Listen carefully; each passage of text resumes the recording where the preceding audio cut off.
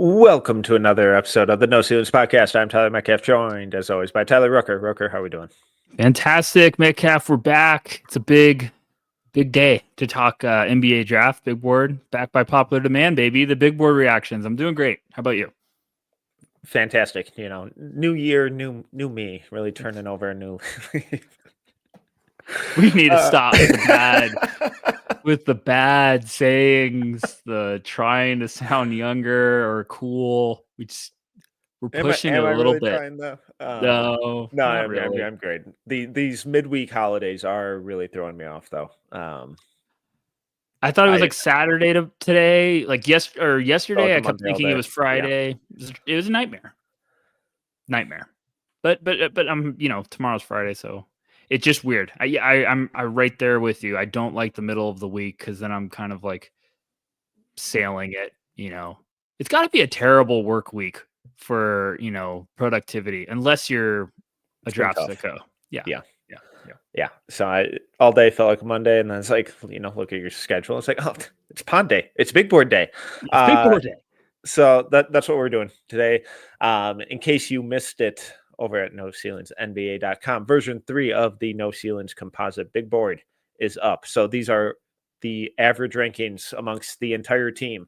So if you hate something that I'm about to read through over the next hour and a half, yell at Rucker. You have to hate on the entire team, not just us two. So we're going to run through them about 5 at a time. Once we get to the second round, we'll go 10 at a time. Give our thoughts, likes, dislikes, surprises, where we have guys, differences, all that good stuff. These are always fun, but let's just dive right in. Let me bring it up so YouTube watchers can follow along as well. But at number 1, still Cooper Flagg, forward at Duke.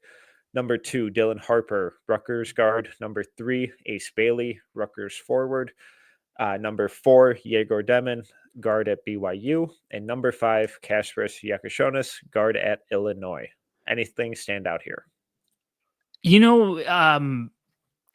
I thought the top 4, I thought we might have had a little bit of movement. I thought Yegor at 4 caught my eye. I'm not too, at first the Ace staying at 3 hit me, and then I kind of was like proud of the whole team because I think everyone's just still like, nope, we know the upside here. We know the potential, and we also, I think a lot of us are realizing how patient we've got to be and take on a full slate. And still like what I've seen from Ace. There's stuff, we talked about this plenty in that episode. That was one of my favorite episodes we've done in a minute, but shocked me a little bit. But Yegor at 4 was still the big one for me. What about you? Yeah, wasn't totally shocked with the top 3. I thought it was going to be that. I don't think any of us are really concerned or turned off by anything Cooper's done. Dylan has been incredible, and I think, like you kind of said, the upside there with Ace is still really obvious. So I love the top 3 still. Yegor at 4. I have him a little lower, but I get it. And when you get someone that size with his playmaking chops, what's not to love? And it was good to see Kasparas kind of jump up into that top 5, but nothing here really shocked me. And I guess Kasparas had the biggest jump of the group. Everything else was kind of chalk based on version 2. We've talked about this in previous pods. These are the big movement times, and I think with the consensus boards, when you're moving a notable amount, especially in the top 10, it speaks much louder than people might realize. Like, I think some people were like, "Wait, why is Kasparas at 5? He should be up at 4." And I have to repeat what Metcalf just said in the opener. These are not our individual ones. These are the accumulation of everyone's individual ones. So I was like, me and Metcalf could have him higher, but that doesn't mean somebody else does. And that's what I like about it. But jumping up to 5 from 7 tells you a lot. And I believe this one was very, very close with the averages. I think it was like decimal points or it was very, very like it's there. So I'm going to be interested to see what, but I like top 5. I think it was the right players. Yeah, and it's the exact same top 5 that I have, except Yegor at 4. I had Trey Johnson. So I kind of tough to argue with it. Interesting. You still have Jaeger at 4. No, I have Yegor at 7. Okay. Oh, I do too. I have Trey at 4. Yeah, that's good. I got Trey at 5. But yeah, Jaeger. You hate him. Weird. What? Nothing. Yeah, I hate him because I have him. Jaeger at 4. Big weekend. Yeah. Playing Houston. I want to see it. Always one of the most fun tests. Let's see it. Yeah. Also, he got a haircut and looks 3 years younger, so maybe that's why people are still buying it. Because they're like, oh, look at all this upside. That was my bad joke. Okay, everybody gets one. Let's move on. Oh, we only get one now? Oh boy. It's gonna be a long night. All right, at 6, Trey Johnson, guard from Texas. 7, VJ Edgecombe, guard from Baylor. 8, Derek Queen, center from Maryland. 9, Liam McNeely, forward at UConn. And 10, Asa Newell, forward at Georgia. Hit me with it, mad scientist. What do you got? There's a lot here. I appreciate the continued trade love. VJ team seems to be kind of holding strong. I have them in the same range still. The Derek Queen jump was probably the most notable. It's a big damn jump. For volume 3, version 3, like that big of a jump is humongous. Like it is very loud. There's a couple guys that made some holy crap jumps. Like the third and the fourth ones, just from what we've seen over the last 4 years, is like a very loud. If you're moving, is people are like, okay, like it's a ringing endorsement. So Queen jumping up from 15, like we knew he was going to jump up, but like that jumping up in the top 10 comfortably, basically, is nice. And caught up on all his film, and God, it's fun. Yeah, He's so fun. I mean, he's and he still really has smooth. been passing it. No, that's that's the most fun part about it is you're impressed, and like the playmaking's teases right now. Like people are like, oh, he could pass a little bit, and it's like, no, Derek Queen can be a monster with the ball in his hands, and there's some really impressive stuff. Where are you at with his defense? Because that's kind of where I have him in the lottery, but at 12, so similar range, just a couple spots lower. The defense has seemed to, for me at least, has seemed to be kind of either really impressive or totally detrimental. It's like a light switch, goes on and off. Yeah, I feel there's like not a whole lot of in between. Yeah. Not a lot of in between, and it's not motor. I think he tries to buy himself some time. So he tries to like turn it on sometimes at the last second where it's like, oh, guy's driving me. It's fine. But I'd like to see it be more more ready, more on. Do you think he gets like some ball watching or like off ball stuff? I get it when you're a big man that size and you're trying, offensively, you're so active and you're trying to kind of buy you some breathing room. But I think, what was the game me and you talked about? Was it the Purdue game? Marquette game where he was really good. Marquette had a really good game. They played Purdue on the road. I think he had a couple of plays where I was like, holy crap, this is impressive. And then he had a couple like, I'd like you to turn that on a little bit. But he pulled a chair on a guy, had a rejection. Like, there's some good stuff. There's some great flashes where you're like, okay, we could probably work with this, but I need to see more consistency. But I feel like focusing on a negative? Oh, it's kind of a big negative for what tends to be the cornerstone of the defense. No, but is it that bad? No, you know what I'm saying? Always no. Yeah. At times, yes.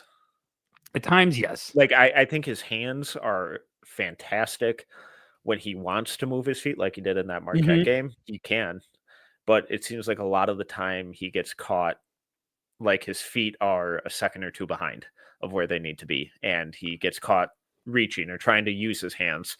And sometimes his hands are good enough where it bails him out of situations, and he's able to be disruptive. But it just feels a little too reactive for me, and like he's not anticipating what's coming. He lets his feet, and it's a big thing with defenders, all defenders, but like bigs like that. He lets his feet get caught in quicksand. What I mean by that is like he will sit still and not stay active. So just kind of sit there. And then all of a sudden, when you're that size and that big, and like, not shaming, but like when you're a big boy like that, where you overpower people, it takes a little longer to get moving. If you just stand still, if you're all just sitting there and you get caught in quicksand. So like, if he stayed active, because I know what you're talking about. Sometimes it looks like he kind of is frozen, and then it's like, oh crap, I got to move. Other times when he's engaged and is a little bit lower in his stance, like Marquette game, he was awesome defensively. So there's definitely some, like, coming into this year, I think we were all a little like, can he prove the defense? And then the Marquette game, and sometimes happens like we get flashes and we're like, oh man, like if we get that more consistently, this is top 10 pick. And then you get the other side and you're like, oh, but if you buy, I mean, it's something we're going to watch moving forward. If he buys in defensively at a consistent rate, like the whole package will be there. But well, and just like the reason I'm nitpicking on the feet, and like my concerns with his defense are so much less now than they were 3 months ago. yes, But the reason I'm nitpicking on the feet on the defensive end is because of how good they are on offense, where I mean he's dancing all over the place. And then it's like on the defensive end, there's kind of like a big disconnect. right. Not all the time, but those stretches of it's like you're just kind of flipping a coin of, all right, what defensive Derek Queen are we getting today? Talk to me about yeah, exactly. Talk to me about Liam McNeely, because this is a little high for me. Wow, really? What? Well, okay, so keep going. I didn't mean to cut you off. Finish your point. Why is it high for you? Well, so I have him in a tier that goes from like 9 to 15, and he's at the end of that tier for me. Wow. So I guess similar range, but I've got him at 12. Okay. And I don't feel good about it. Okay. And I mean, I want to move him up. Right. I'm in. Shout out Corey. Corey's been busting my balls since before the season started of like, I need to buy in on McNeely. Finally did a deep dive, watched him. This is one guy I've been struggling with. I even talked to Nathan about it. I was like, man, I'm just struggling to buy in on McNeely. And Corey saw him in person, of course, texted me very aggressive, like, you need to buy in on McNeely. Shout out Corey again. And I liked what Corey said. And then I just finally, one night, I was like, screw this. I'm watching it all. Let's sell me. And I'm in. I think a very underrated player that is smart, tough. Passing's much better than I expected. Yeah, the passing was good in high school. Much better. Yeah, but it's just, there's some real like, oh man, this would be a very fun piece to have alongside. And I thought that way. I thought he was going to be a great connecting piece. Shooter, size, toughness, rebounds, plays the right way. Plays like kind of a prick in a good way. Like I think he's going to have that play with that chip on his shoulder. So I think checks a lot of boxes in a hurry. If you're trying to think of an unrealistic ceiling, I think you're going to be in for a rude awakening. If you're understanding like this is a good foundation to build with and have a lot of success, like these players stick for a long time at the next level. So I think McNeely is going to be one of the prospects I don't think anyone's ever going to fall in love with, but you might like him a ton. You might be like, hey, if we talked about this before, like we hit record Metcalf, you're like, hey, if I got him at 10, I'd be like, yeah, I'd be very pleased if I could get someone like McNeely at 10, like floor spacer, good size, tough. I don't think he's ever gonna, run from a fight. Like I think he's gonna be battle ready. So what is causing you to not take that next leap? Because I was there with you. Like I was much lower. I watched him. I finally was like, no, I'm being too low. I had him around 15, 16. And then I was like, no, I'm in now. Like I see it. Yeah. I love the feel. I love the passing. All of that stuff has always popped since high school. Really good rebounder.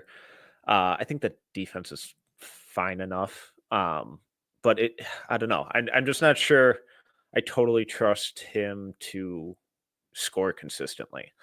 Like I know he's a good spot up shooter, but in terms of like scoring when you run him off the line, I'm not totally convinced that he can.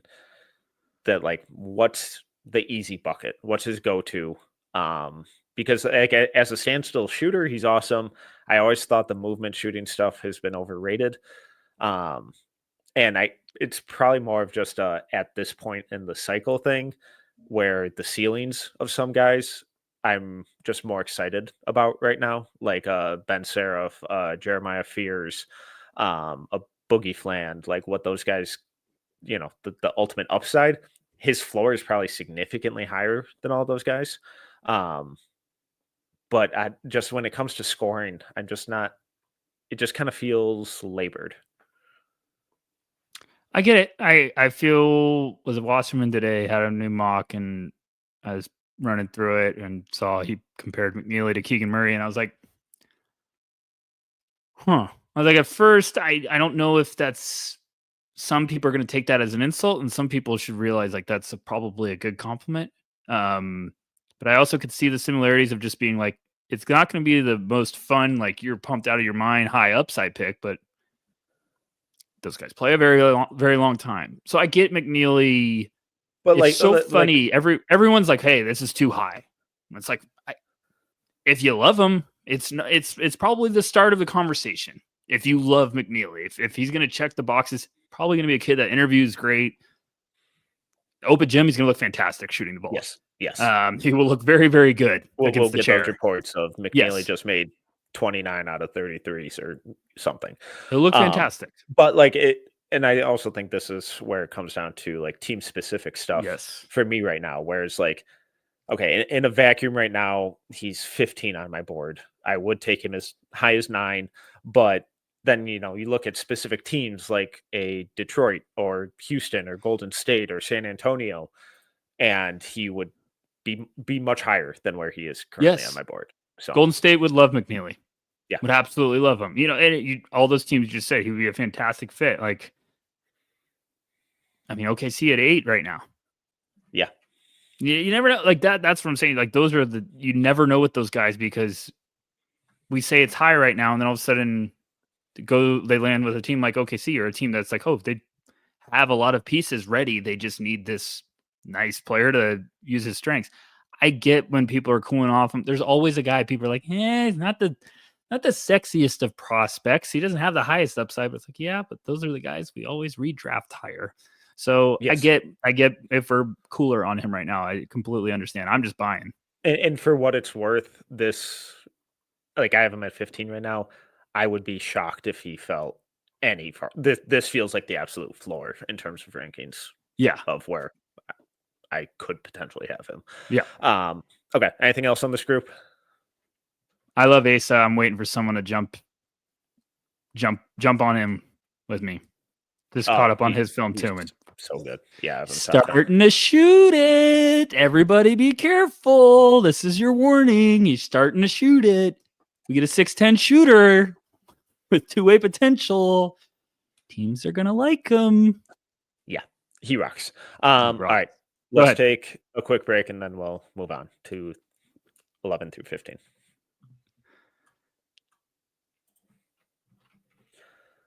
Moving on to 11, we have Ben Seraph, guard for Ulm. At 12, Jeremiah Fears, guard at Oklahoma. At 13, Colin Murray Boyles, forward for South Carolina.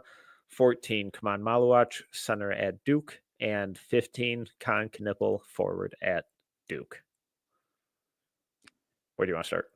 I want to, first of all, take a moment to congratulate Jeremiah Fears. I think he set the no ceilings record for the biggest jump in big board history. Unranked to 12th. And everyone, we had some comments today on the line of people saying Fears should be top 10. And I'm like, folks, you do not realize what going unranked to 12th means. It's incredible. Oh my goodness. Where do you have him? At 6. I have him at 6. He went from unranked to 12th, and we both had him at 6. That just tells you, though, like that's why we kind of love the whole process with everyone submitting it, because it doesn't mean he's going to be, just because me and Metcalf love him doesn't mean he's going to be up there, but him still being at 12 is still a ringing endorsement. What else you thinking? He fucking rocks. He fucking rocks. He is so good. It's unheard of for a point guard, for a freshman point guard, to have his offensive workload and responsibilities paired with his production on a top 25 team. And then you add in the fact that he reclassified up a year. This doesn't happen. No. He'll go up again. He'll be up there next time too. I caught up on all of his stuff, and I was going into it being like, be as awesome as I want you to be, and I left and I was like, oh, that was fantastic. It's like I enjoyed this so much. Like it's buy the hype.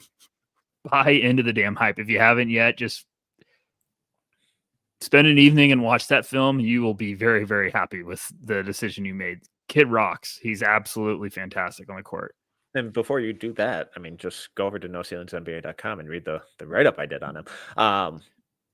Since I've been nitpicking these guys, I think it's fair to question, do you have any major concerns about his outside shooting? Because even going back to high school, there's not this like track record of him being an awesome shooter.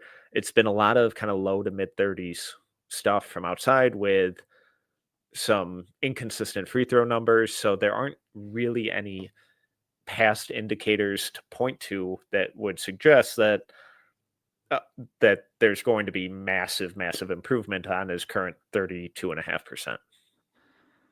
I think I'm buying the form and everything. And if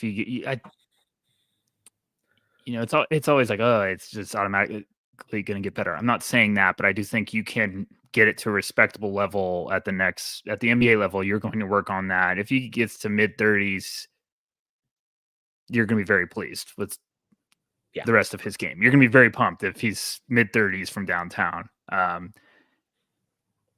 Dude's a monster. Like if you tell me right now he's going to be mid 30s and he's playing that way on both sides of the court, I'm freak out.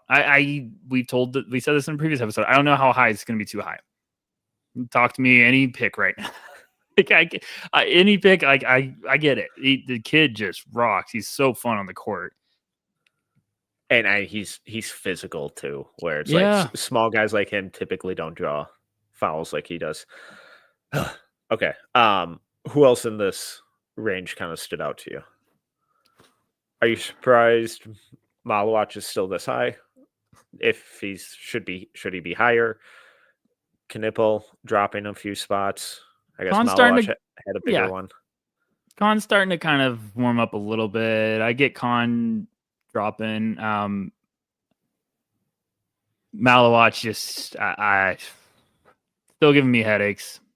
I'm still waiting a little bit more though before I decide if I'm completely jumping into the deep end or not. What about, like, you talk to me? I don't know.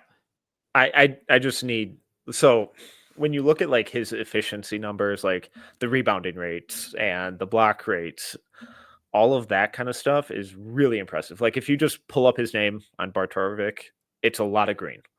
We dunks everything. Exactly. I'm kidding, guys. I'm just but seriously, because I like his effective field goal rate is like almost 80 or something. But then you watch him play and it's like, okay, all he's doing is screening and rim running. I do think he has more upside in his game based on what we saw at Hoop Summit, but he's not being allowed to show a fraction of it. So how much, I think there's a very real debate between, is it because the coaching staff isn't letting him, or is it because those skills aren't anywhere close to where they need to be to actually be implemented in the game?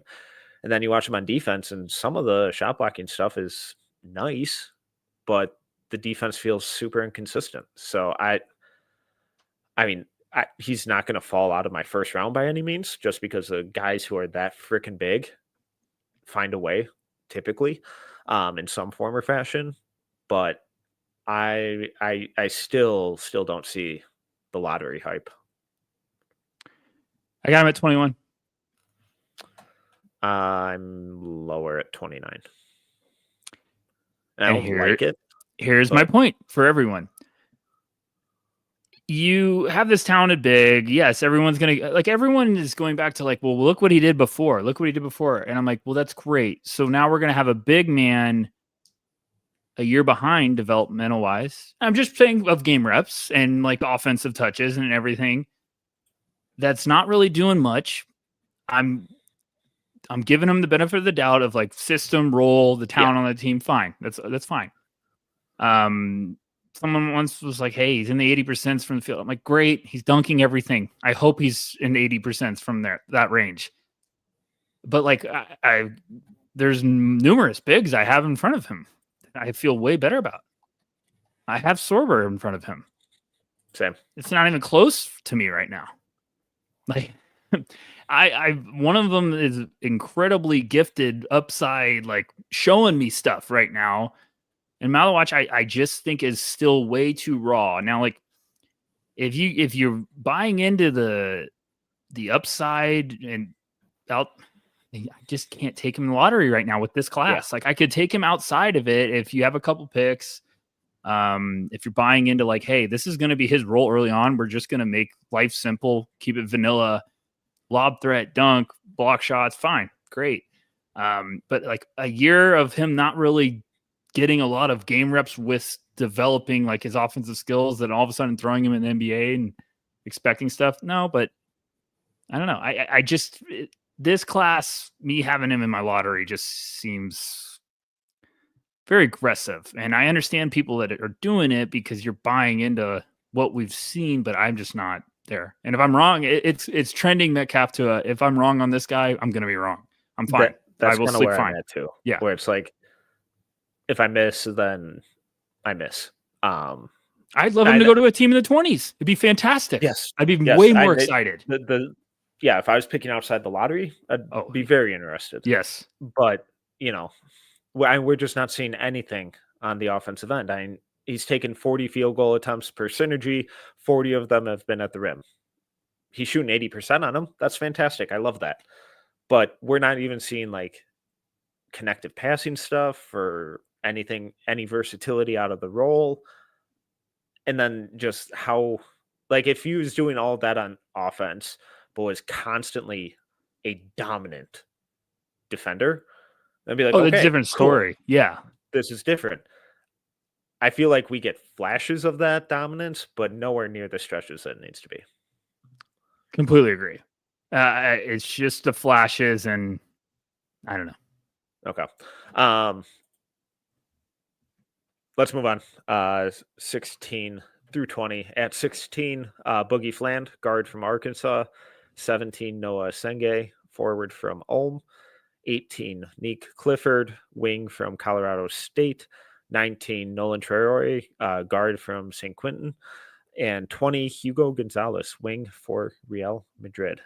This feels like the international dumping ground for guys who people aren't like they're intrigued with still, but not totally ready to either buy in on or sell completely. If I do another big board update and Essengay is in the same spot, I think he's been in the same spot back to back. I'm gonna have like call it a State of the Union emergency no ceilings meeting. I don't know where this is a very interesting range. First of all, where do you have Boogie? 13. I've got him at 14, and Metcalf, I don't feel good about it at all. In what sense? I fucking love him. He rocks. Like and now there's a scary world. Fall. Yeah, there's some scary world. I watched his stuff and I got caught up, and I was like, there's way more offensive game here than I was expecting. Like there's scary, like might be a problem at the next level offensively, and then I see him that good defensively. I have him at 14. I kept looking at my board and I was like, this is wrong. This feels wrong. It's like this needs to be higher. And I watched his stuff again. I was like, I love what I'm seeing from him. The way that he's running and dissecting out of the pick and roll is getting to like incredibly impressive levels. And he's getting really comfortable with that low elbow pull-up jumper against drop coverage. He's finding cutters. He's making skip passes. The outside shot's starting to fall a little more consistently. And then he's also arguably the best point of attack defender in the country. The elbow jumper is like getting me in love, and it reminds me of a player that's people are going to be like, "Excuse me, Rucker," but he looks like Kyrie with that elbow jumper, like how he gets through the pick and roll and like navigating, and then like gets to that pull up spot and like has that little tiny fade. Like it just is silky smooth, and I'm like, oh man, if this is just a part of your game and you're developing it, and it's really smart. Like he knows how to get to his spots, then he knows how to use that to attack the basket despite being thin framed. Like there's just good playmaking. There's the on-ball stuff is even better than I wanted it to be. Like it's just really fun. He's a pit bull on It, ball. He is fun. Like it's mind games. The combination of his hands with how quickly he moves his feet, so much fun. And then I mean, he effortlessly gets through screens. It is impossible to screen him. You have to set it, reset it again. He rocks so much. He does. Like he's gonna be where does Boogie land? Like I'm gonna be very, very pumped. Like where does he land? I feel like this is gonna be a diamond in the rough. Those guys are tricky to me because you look at the weight and I'm like, yeah, I want you to gain a little bit, but I don't want you to gain too much because this is also part of what makes you special. Like 10's probably like 15 is probably getting a wheelhouse from like, ooh, are you gonna lose a little bit of that burst? You know what I'm saying? Right, because you still want that bend, that Yeah, slipperiness, especially on defense. He's a snake on. He is so much fun. He's probably one of the most fun films I've caught up on. I was like, man. And speaking of the opposite side of the fence, yeah, it's so tough. Where are you at with Nolan? I have him. Weirdly enough, I have him at 19. Okay. Because I thought I was getting too harsh if I moved them down aggressively. The problem is there's really good like basketball IQ plays on display with his playmaking, like some decisions he makes.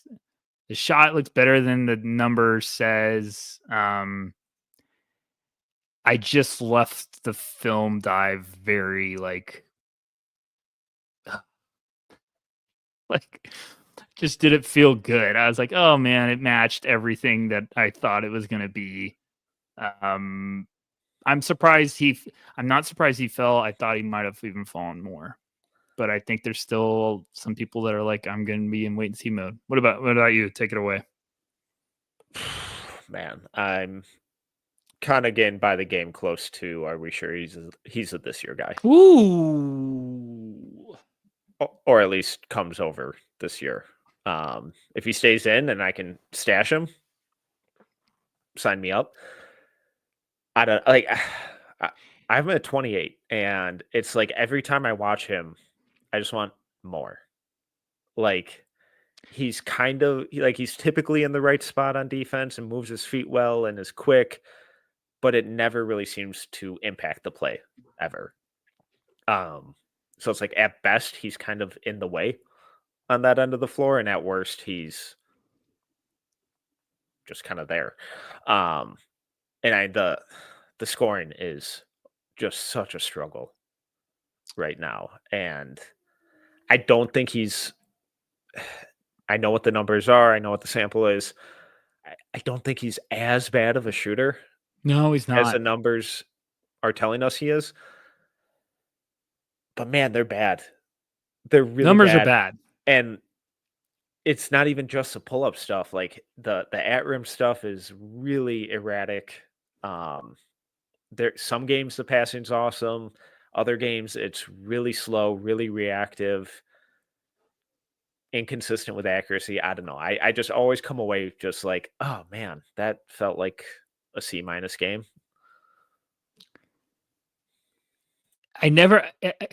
We saw him in person, and I never felt like he's 6'4". No. Just, there's just guys you feel like they're like, okay, on tape, they feel like they match that number. I feel like he looks small on tape too. He looks small on tape. He looks 6'2". That's exactly what I was just going to say. He looks 6'2". He plays 6'2". Which is a bigger problem. Whereas, it's a bigger problem. Like, do I think Jeremiah Fears is probably 6'4"? No, probably not. He's probably 6'2", 6'3", but he plays plays 6'6". like he's 6. Exactly. Same with Boogie. It's like these guys play bigger. They play physical. They draw fouls. They initiate. They're physical on both ends of the floor. And I just never feel Traore impose himself on a game. Here's my last trip to negative town, and then I'm going to ask you a question.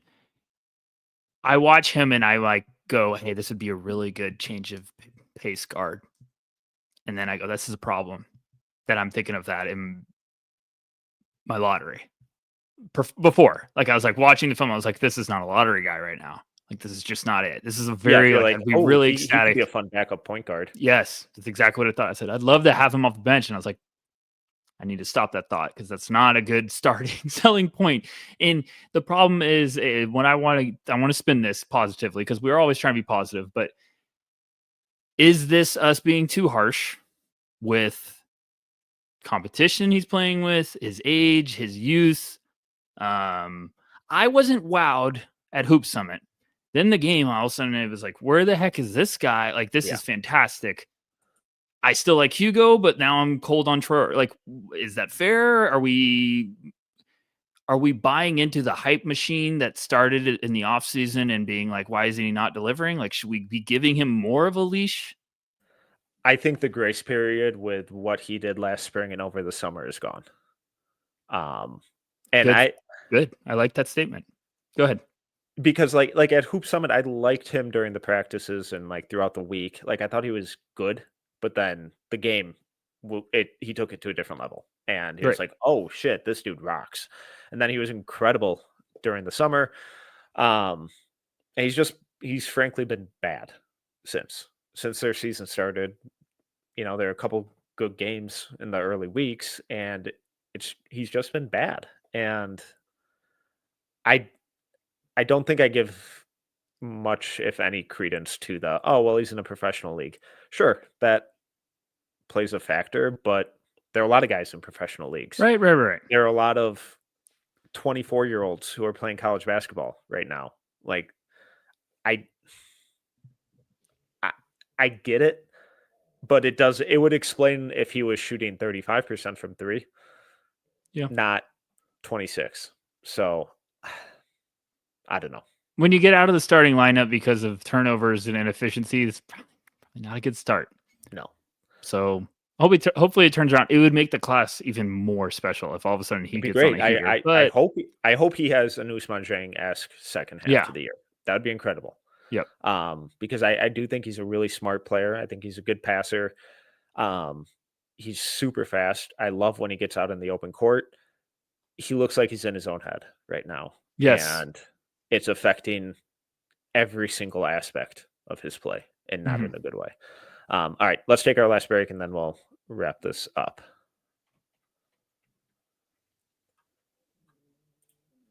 Okay, moving on to 21 through 25. Wrapping up was probably the wrong phrasing because we got a whole lot more to go.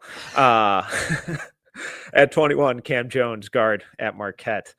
22, Alex Caravan, forward for UConn. 23, Will Riley, guard for Illinois. 24, LeBaron Philon, guard at Alabama. 25, Rasheer Fleming, forward for St. Joseph's. And we're stopping there because that's how many 5 is. I was like, yeah, let's just keep it rolling. Screw it. Go to 60. Where do you want to start? Besides my knight in shining armor. Yeah, let's just stick with Rasheer Fleming here because I have him top 20. I also have him top 20. And it feels like it could be higher. He's 17th on my board, and he's moving on up. I struggled not to keep moving him up. I love him. I'm doing a write-up on him And every single number is bonkers. And then you look at the consistency game over game, and it's finally there. Whereas the last 2 years, there have always been flashes. He's been on people's radar since his freshman year. He's popped. He's been a physical marvel, but either the shot hasn't been there or there wasn't anything consistent on offense. And now it's the defense, the rebounding, the shooting, some of the connective passing, the transition offense. It's all there every single game. He's not perfect, but the improvement and that consistency is like, oh, this is big time. And it's not just against A10 competition. It's against Villanova and Texas and Princeton and like every power conference team they've played, he's showed up. It's one of our favorite things in scouting. We always will be like, hey, if the shot hits, it's hitting. So like we've all been intrigued, and now it's He's hitting. at But like 42% on 8.5 threes per 100 possessions. it's a good looking shot. He looks big on TV. I'm gonna just tell you, everyone. I've seen him in person. The dude looks like he's a middle linebacker at 6'9". Like he is built like a brick shit house. He is going to be a bully at the next level. So if he's shooting it at that level, and I think Maxwell had a great point on social media. He's like, there's a connect, like a pass. Maybe you posted it or something. I don't know. You guys are all great, but it was like Maxwell's like, he couldn't do this 2 years ago. Like it was just a read, like a nice read. He's like, he didn't make this play 2 years ago. So you're starting to see the pieces fall into place for him, and you're getting like, this is the ultimate, like, just go get him. Like this is a team's just gonna be like, we absolutely love him, and he's gonna play for 10 years. Like these guys at 6'9" that can shoot it, that are tough, nasty. He's got double-digit rebound games where like he has some box scores. You just look at, you're like, good Lord, Rasheer Fleming, like have a night, kid. So he's having a lot of those. Yeah, and like his offensive rebounding rates like just under 10, his defensive rebounding rates over 20, his block rates up over 5, his steal rates over 3, and then you add in the shooting and the 63 effective field goal rate, give or take. And it's like, Jesus, like what? At 6'9", 235 with his bounce, his footwork, like why isn't he in the lottery?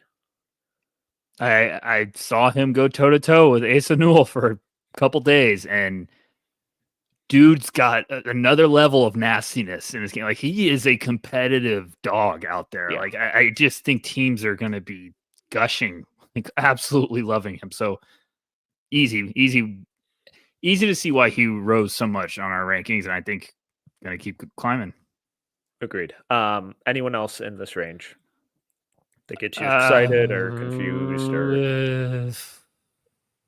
It's a confusing one. I still love Cam Jones. Will Riley's like 5th on my list to catch up on, but I caught it. I watched a little, and I was like, oh, this is gonna be a full dive coming up. So It's a lot. Okay, good. Is the frame coming into picture that we were all worried about? Yeah, the defense is tough. That's fine. That's a good start. When the shot's falling, he looks fantastic. I love how hard he plays on both ends of the floor. But it's a lot of when the shot's not falling. What do you do here exactly? So it is my scariest evaluation. So like he's clearly skilled. I think he will shoot it. Just isn't consistent right now. I think he'd be one of those guys where like Jaden Ivey-esque sophomore leap where teams are probably hoping he stays in and they can snag him at the end of the first, but goes back as a sophomore, comes back at 210 with a consistent 38, 39% 3-point shot. Now we're talking top 10. Really rare to get those skinny guys that just dominate offensively in so many different ways. It's really, really tough. Like, so that's why, really you got to be really special offensively right out of the gate, especially if you're struggling defensively. Like, you got to be really, I don't know. And it's the defense isn't an effort issue. I think his screen navigation is kind of bad, and then guys can just move them too easily. So I watched the Kasparis game. I've watched Riley. It's different when you're really like, okay, full dive, big picture, notes galore. And I've watched a couple Kasparis games, and then I would see Riley struggle on the screen. I was like, oh man, this is not going to be a fun area to watch. But there's also some offensive games where he very, very impressive stuff. So we'll see. Yeah. Okay. Let's move on to 26 through 30. At 26, Ian Jackson, guard, North Carolina. 27, Drake Powell, wing for North Carolina. 28, Carter Bryant, wing for Arizona. 29, Thomas Sorber, center for Georgetown. What a picture. And 30, KJ Lewis, guard for Arizona. Probably my most surprising range when I got these numbers back. I was just like, what the hell? In what sense? It's like it feels like this range is just a war of like, I either love you or I'm out, or like I'm starting to be out, and people are like, I can't. Okay, let's go by one by one and identify who you hate, who you're rooting against. It's not that I hate anyone, but you know what I'm saying? Like, it's like, I feel like some people are like, I'm so out, and some people are like, I can't give up. Where do you have Drake? I think almost at this exact 33. In a range that goes up to 23. Okay. I have him at 43. Okay. So, like, my point is, like, where do you have Ian Jackson? 26. Am I the jerk? I have him at 35. Yeah. I have KJ Lewis lower. So, like, these are a lot of guys that I'm like, I really liked you at the beginning of the year. Now I'm a little not sold. I will say, Ian Jackson's starting to heat up. I need to catch up on his stuff. I think feel like I'm going to move him back up. Starting to kind of find an offensive role for him. Starting to realize the room's starting to create itself. That, that they got a 6'4" guard that could bucket it. Maybe RJ Davis going 5 for 27 every night isn't a winning formula, but who knows? RJ Davis and Caleb Love walk into a bar. Yeah, I love KJ Lewis. I feel like I was cooling, but it's also just the Arizona problem. Carter Bryant, please play him. That number should be 25. Yeah. His on-off numbers for Arizona are ridiculous. Shout out to Joey Barrett on the line. It was a fantastic tweet. Just got me pumped up. I was like, this is my point exactly. This feels very similar to the this range. The 16 to 20 range of with Noah, Nolan, Hugo, where there's kind of a lot of uncertainty. Yeah, where it's like, and then this 26 to 30 range is almost like the dumping ground for, I don't know, for college guys. Because like when you're kind of in this range as like a freshman, like Ian Jackson, Drake Powell, Carter Bryant, Sorber, I think Sorber's probably going to end up in a different conversation. But if like Carter Bryant, Powell, and Jackson stay in this range all year, they're probably going back to school, which gets tricky. Yeah. Probably. I don't know. Because you're also going to think like, hey, if obviously depends what kind of team is like, no, we'll take you. But if you're getting like told, hey, you're going to be a first rounder, in your mind, you're thinking, I'm going to go work out and climb up to, lottery or something. But I know what you mean.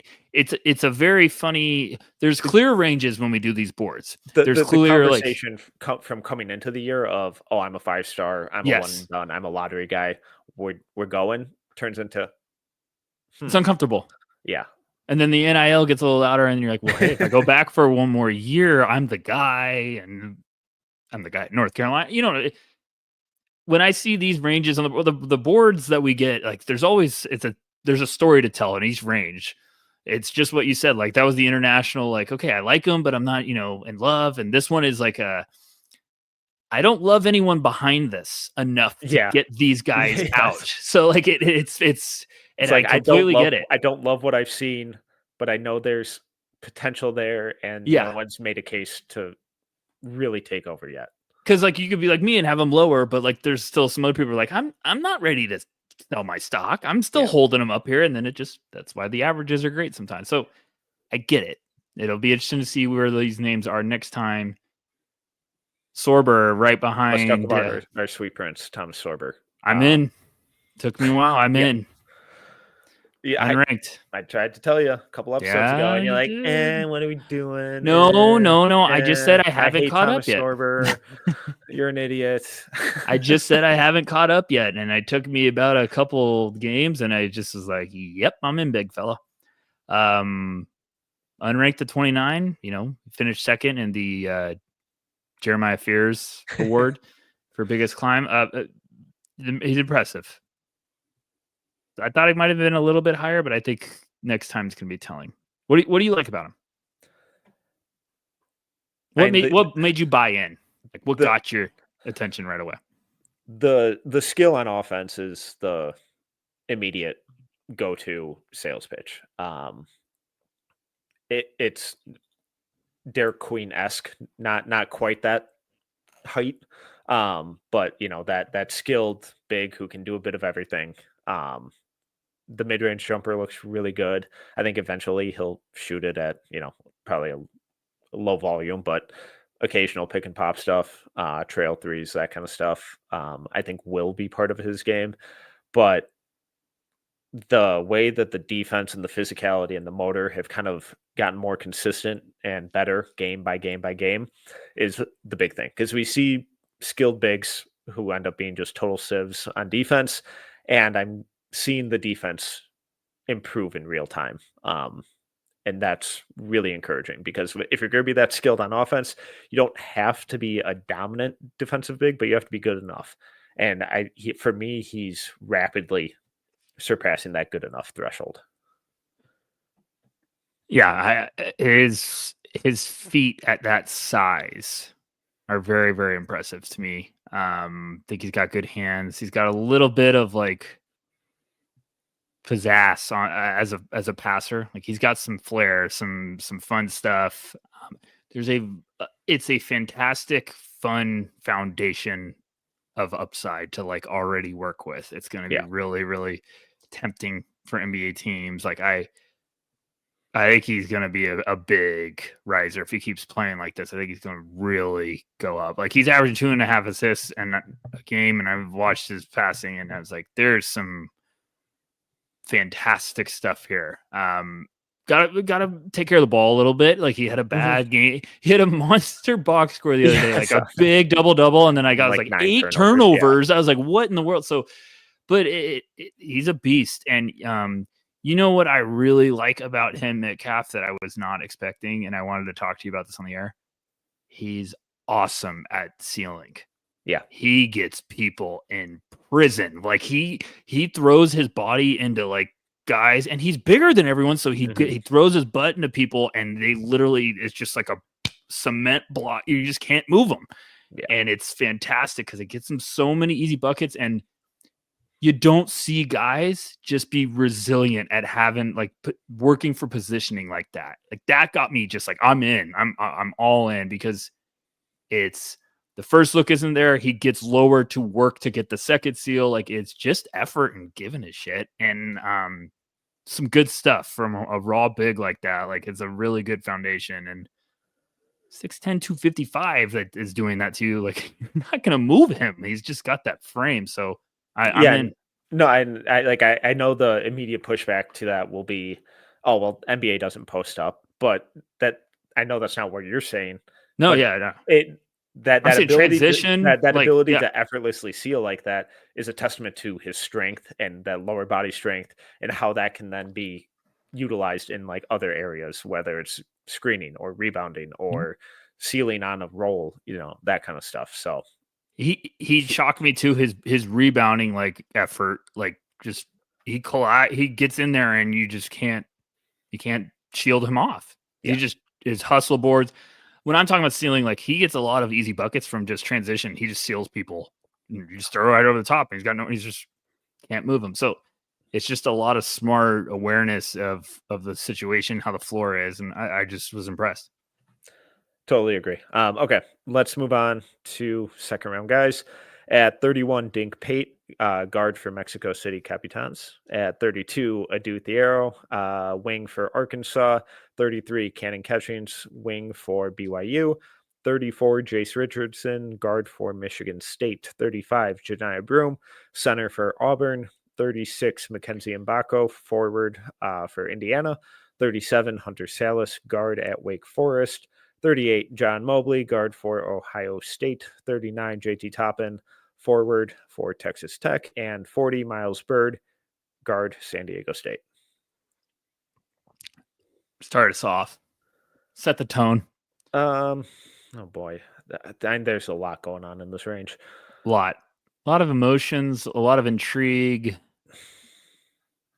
Arkansas's play-by-play said Thiero's name completely a different way, and it's that's fantastic. Rattled me ever since. That. So we might be wrong on that one. Thiero maybe or something like that. It drove me crazy. That's right. Yeah. So it was a little, like I was like, oh, so he just. Well, regardless, he's been incredibly good. He looks fantastic. I like a lot of names in this group to move. I actually think I have a lot of names in this group in my first round. So I have. Thiero, gosh! I just realized I might have had 4. Yeah, I have Thiero in my first round. Still buying catchings, and then I've got Miles Bird in my first. Yeah, same. I'm sorry. I have Jace Richardson too. Go ahead. Okay. What stood out with Thiero? He looks like he spent the off season and like got a new software development and is possessed. He just fucking flies around, and it's like what I liked about him before, but now it's just like, whoa, there's some swagger and nastiness to your game. He looks very confident in a good way. Like he looks like he's been working his butt off, and I like a little bit more of like the determination, but also just like there's a clear mindset. I feel like maybe there was some hesitation before of like where he was trying to go. Now it's just very confident, fluid. What about you? It's that same chaos, but like calculated. Yes. Where like the processing speed, the decision making, the floor vision, the awareness, it's all taken a massive, massive leap. Like their last game, it may have been against Oakland or someone. Regardless, the decision making was immediate, where there was no hesitation as the ball was swinging to him. He knew exactly where he was going with it, whether he was taking the shot or attacking a closeout or faking a pass and getting to the rim or just making the extra pass. There was no catch stick survey, because with a guy like that, where the shot's pretty streaky, 27% on the year, doesn't exactly have a history of shooting it. You can't pause with it. You have to be immediate. And if you wait, you lose all athletic advantage that you have with that to counter that rotating defense. And he's not doing any of that this year. It all just feels it feels a little Andre Jackson-esque. So how that translates to the NBA, I think it's going to be really situational dependent. But we're seeing guys kind of consistently carve out roles, doing that kind of dirty work, explosive stuff, generating chaos, but in a kind of controlled fashion. I love how you put that. I think he could be the next riser if he keeps playing like this. I think we were just talking about Rasheer Fleming. I think he could keep going up even more. In the nicest way, like I could say it. Last year, I really, really liked him as a prospect. This year, he looks like a completely different player, and it's more of like it just looks like that. It's what we always dream as evaluators of like, man, if he could just take that next step. Well, this way it looks like 2 years. Shout out Eric Olson and the controlled chaos. He's an agent of chaos. Adu is this year, and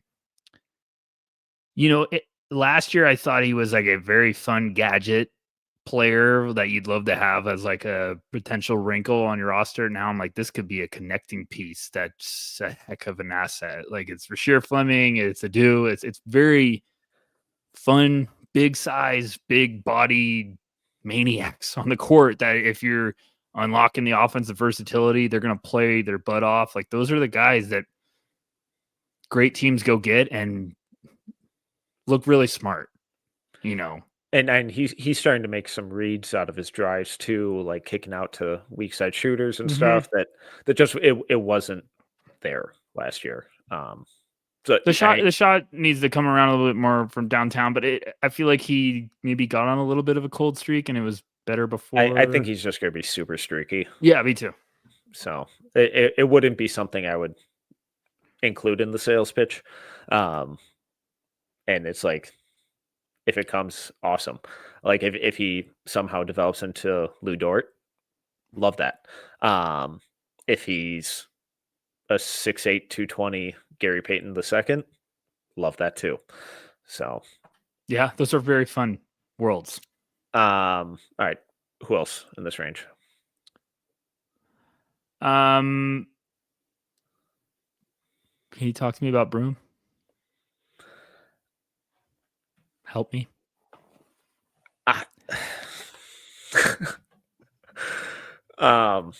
Let's see. And I have him at 45. I got him at 44. Can this be the Broom therapy hour? So I almost fell out of my chair. He's probably the player of the year right now, right? Yeah. Like he's been incredible. Great.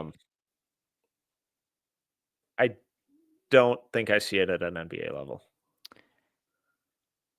This is not an insult. There is a such thing as guys that are just really good college players. I get that vibe watching him. Same. Now he could go to the perfect fit for him and look great, but I don't see like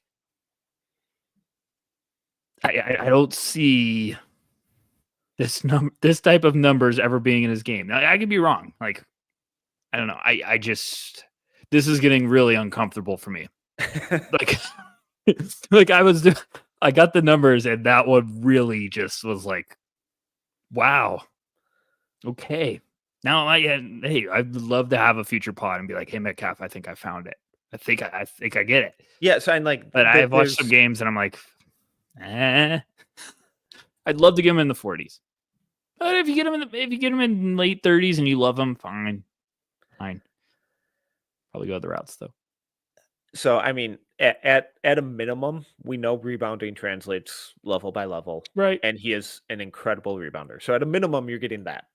I think the ball skills, his handle, his ability to attack the rim, and then even the passing, I think, has taken a big leap this year too.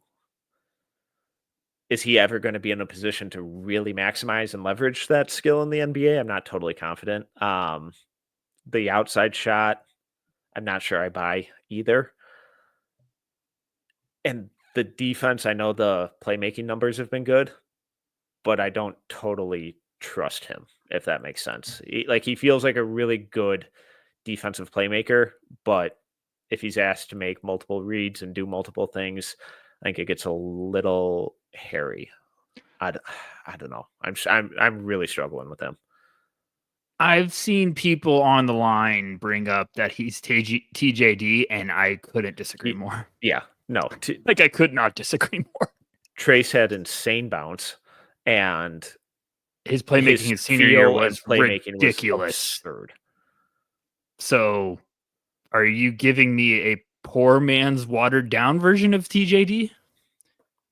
That's the same person that I know why he got drafted late, but that's the same person that barely got drafted, and I know why he went that late. Little favors around the world, but it's what I said. I have him at 44. I'll wait to see on my deep dive, but I don't think my deep dive is going to be like, oh man, 20. Yeah, I can't get there. And I like he's going to be player of the year probably. He looks fantastic. He's great. I just don't see that hell of a year. I don't see that NBA level like jump. And maybe if you're saying, hey, this is our rotation big, fine, that's great. But I don't know. Yeah. Okay. Anyone else here? No, it's a really rough patch. We can talk about Miles Bird. Toppin missed some games and just came back and just had like a holy crap night, so that was fun. I need to watch that one. Yeah, Miles Bird, man, the Bird man. Okay, moving on to 41 through 50. 41, Donnie Freeman, forward for Syracuse. 42, Xavier Lee, guard Princeton. 43, Danny Wolf, center Michigan. 44, Roko Zakarski, center Brisbane. 45, Darian Reed, forward Alabama. 46, Peyton Sanford, wing, Iowa. 47, Tucker DeVries, wing, West Virginia. 48, Tyrese Proctor, guard, Duke. 49, Jalen Lowe, guard, Pittsburgh. 50, Isaiah Evans, wing, Duke. There's nothing better than realizing I forgot to fix something while Metcalf's doing it. This is a rough patch for me. This is where we get a little ugly for me personally, because it's a lot of just a lot of like, I have you here because I think you could turn it around. You could heat up, but I don't know. Donnie's kind of hurting me because I keep wanting to buy, and I'm like, I don't know how much longer I could do it. Xavier Lee in that Rutgers game was that was a very, very fun basketball game. If anyone hasn't watched it, just go watch it. It was awesome. Awesome hoops. What do you got? I'm very close to being almost entirely out on Donnie Freeman for this year. Well, tell me how you really feel, Bob. I think I just did. Is it that bad, or like? I think it's that bad. Okay, good. Hey, like good talk, Russ. I get the tools. I get theoretically what he could be. I really liked him coming into the year, but man, he feels just so far away. Transfer to Arizona next year, breakout year. Come on down, Donnie. We need him. We need all the play. Hey, you'll play a ton, just like Carter Bryant. No one plays defense there, anyways. Because we'll have all the bad defenders gone next year. Danny, Danny boy. Danny's been fantastic. Danny's very fun. I was very pumped to see that name. Any other thoughts? This range is just a mess. It's really tough because there's a lot of names I like. I like Tucker. He's hurt. I think Tyrese Proctor should be higher. I think he's been really solid because he's shooting 42%. No, but is he doing the same thing that we've been just? And now it's like, okay, he's shooting a little bit better, but like, I think he's proving that he can be more effective as like an off-ball guard. I like the defense.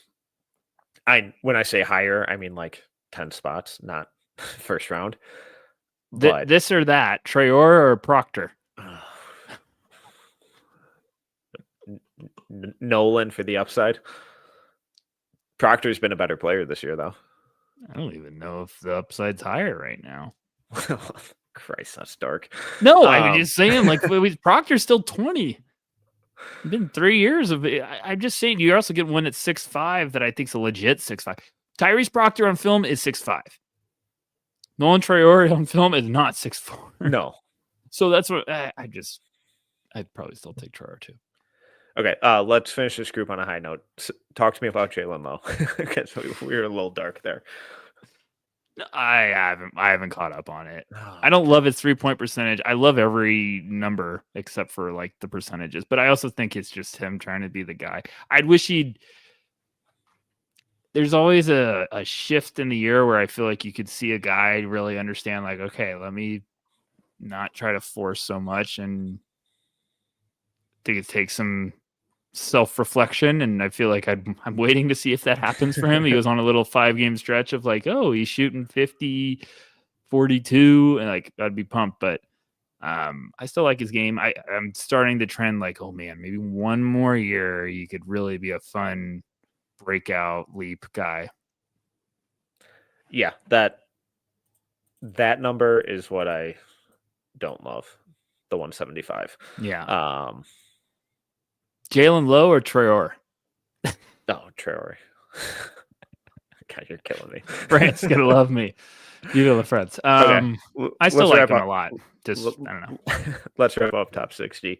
51, Ryan Kalkbrenner, center for Creighton. 52, Michael Ruzic, forward for Juventud. 53, Noah Penda, forward for Le Mans. 54, Igor Milicic Jr., forward for Tennessee. 55, Tahad Pettiford, guard Auburn. 56, Carter Knox, wing for Arkansas. 57, Jameer Watkins, guard Florida State.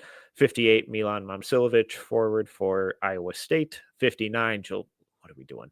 Jaleel Bethea, guard for Miami, and 60 Joseph Sannon, guard for Arizona State. I have to say, I love every player prospect. We're always rooting for you. I had the exact same reaction when Bethea was at 59. And I felt terrible because it's one of the biggest drops, I think, in the history. I think one of the biggest climbers, Jeremiah Fears, one of the biggest drops was Jaleel Bethea. It's tough for Bethea because I think people are still being like, man, this talent, he's going to kind of wake up. And it's not now. So he got 8 minutes the other night in a 15-point loss. Yeah. It's tough because I think this is people. Sometimes this is the big board submissions where you're looking and you're like, too proud to really just be like, rip the Band-Aid off. It's not this year. It's not. Yeah, no, it's not him. It's you. Like, you just need to be like, just and get away from the blackjack table. Is a disaster. Yeah, I mean, I would assume transfers out, and he's obviously very skilled, but he can't even get minutes on this awful Miami team. So I don't know what warrants even ranking him at this point. I'm already thinking of the target list for Tommy Lloyd next year, and he's going to have a heck of a couple names to pick at to get transfer portals. Yeah, you're missing Caleb Love that much already. Oh gosh, don't you bring him into this podcast. Let's get some positivity because I do like Bethea. It's just clearly like, hey, it's not this year. I thought Jameer going up a little bit. Are people getting back in on that train, buying some stock? Like, what's going on here? I haven't watched Florida State enough. I haven't either. It's always tough. I've never got Jameer's translation to the NBA. Let's talk Carter Knox though. Yeah, talk to me. He has not come up at all. I don't think, at least with us too. You've got some thoughts because you watched. I saw you put something on the line. Good. I think he finally got a start. He's starting to get an opportunity. Shot the crap out of it. It's all spot up stuff, but at his size, I feel like he looks bigger than 6'6" on the court, but could be wrong. Probably am. He shot the crap out of it, but it was the defense. It felt like the most locked in and versatile he had been on that end of the floor. He was kind of acting as like their point of attack guy for a lot of it and doing a really good job of communicating switches, navigating screens, being physical, being disruptive, forcing turnovers. It was like, oh, okay, this is a real 3-and-D guy. And if he continues to get that 25-ish, if not more, minutes a game going forward, it wouldn't totally shock me if we see him have a Johnny Furphy-esque leap into the first round. I like him. I like him. I like Darian Reed at Bama still. All it takes with those guys is a little bit of a heater for everyone to be like, here we go. Like, this is what we were thinking. So I'm still intrigued. It's a tough. I know you don't like him, but I thought Noah Penda that low was a little shocking to me. I thought he was going to get a little bit more juice up there. I got him at 33. He's kept fifth on my list of deep dives. So if I do that deep dive and realize I'm crazy, I will send you a text. I'll post it on the line. I'll be like, hey, I was wrong. Please wrong. Do. Or send that same text and be like, hey, you're a moron. Look at this. I'll do either. I'll post either on the line. So that'll actually be a funny moment. Yeah, I don't know. I just thought he might have had a little bit more juice. We'll see. Let's end it with this one. Is there any names on here you think should have been on here that, I feel like we're getting to a territory now where the group chat might get a little nasty because we're going to be like really, really pushing for players. Like while we're recording, we already got someone saying some fun comments about prospects. Oh, fantastic. Yeah, it's actually a good one. It's a name that I think now going to heat up. It's just funny how that happens. The top guys for me are Chase Ross, wing at Marquette, and RJ Lewis, wing at St. John's. I have them in my top 40. Kind of surprised Alex Tui fell completely off. Yeah. And Was had him first round today. I love draft season. Just pure madness. Like it's just because I think Tui's gotten cooked a little bit. Or he's cooking a little right now. I think he's gone on a little nice stretch. Yeah, I mean, you've got something you got to say. Why were you scrolling up? just comments were asking about Nate Clifford, so I scrolled up for him. Oh, thank you. PJ Haggerty at Memphis has been really fun. Not totally sure he's a this year guy if the shot it remains kind of where it is, but he's been fun. Tomislav Ivicic at Illinois, Joseph Tugler, JoJo Tugler at Houston, Chaz Lanier at Tennessee. I have at like 62. Javon Small, point guard of West Virginia, Seth Trimble, Andrei Stojakovic. Those Maxime Reynaud. Reynaud, I got at 37. Sergio De La Rea, overseas. Better get familiar. I have him at 40. Darian Williams at 42. I was a little shocked. I thought he might have gotten a little bit buzz here, but yeah, I haven't seen enough tech to. I think I had another one. No, I you know what? I think that was kind of all. It's gonna be interesting. Gloves are coming off pretty soon. I feel like with this, it's gonna be pretty vicious. I think the next one's gonna be vicious. It's like 95% chance that he's not a this year guy, but Billy Richmond at Arkansas has been very fun. I like. As like going back to his high school, like when he was a junior at New Jersey, whatever, with DJ Wagner. I thought he was the best player on that team. Also, an all-time name for being a good player. If you're just a stud hooper and your name's Billy Richmond, it's an electric name. Like he's just fantastic. So it moves up the board just because of the name. Yeah, he's a big like. Watch Arkansas games, just like Billy Richmond. Like, keep an eye on Billy Richmond. Like I would be very, very pumped for a breakout year for him potentially. Anyone else? Any shots in the dark? Anyone you like that you're like, hey, it's not going to happen? There's a couple overseas bigs I like that are getting a little bit of buzz. Lanier, I need to get buy in on, but I feel like once I do that, he's just been a really solid scorer, and yeah, I don't know how much else there is, but as like a UDFA guy, late second round flyer, once some of these freshmen start dropping out or whatever, or guys return, he feels like a guy who could pretty easily work his way into a second round grade. Markovich was mega. Watched a little bit of the stuff. I'm just intrigued, but I need to watch way more before I get that intrigued. Yeah, I don't know. He didn't pop for me. I kind of get it. Kobe Brea at Kentucky, just shooter. Yeah, I like Kobe Brea. I dove back in on some Donovan Dent film.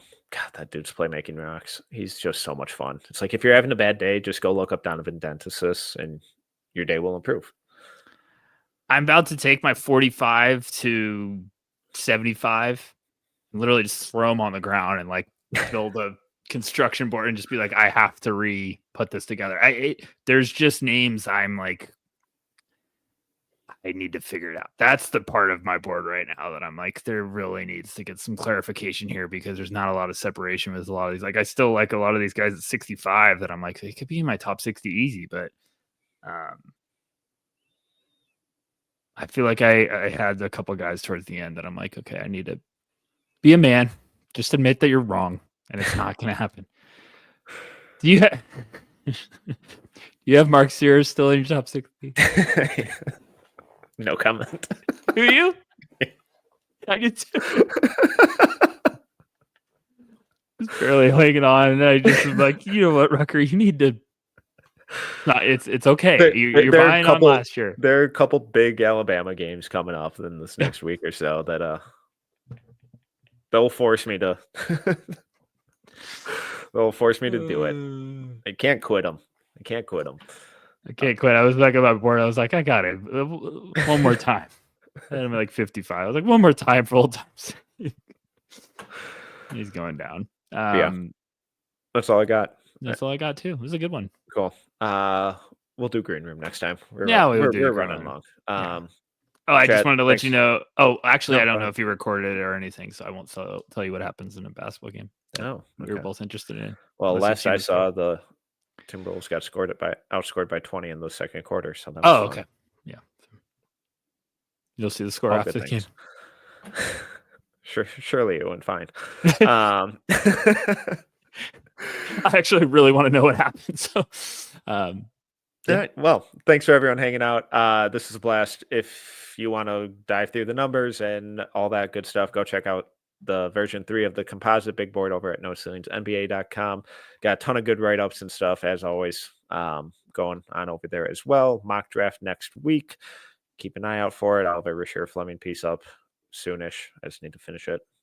It's always a pain how that happens. It never does it itself. It's rude. No Ceilings on YouTube. Rucker's been doing an incredible job with all the midterm stuff, all the midterm highlight videos. Go check those out. They're awesome. But if you enjoyed this episode, please make sure to subscribe, leave a review, and 5-star rating. Until next time, see ya.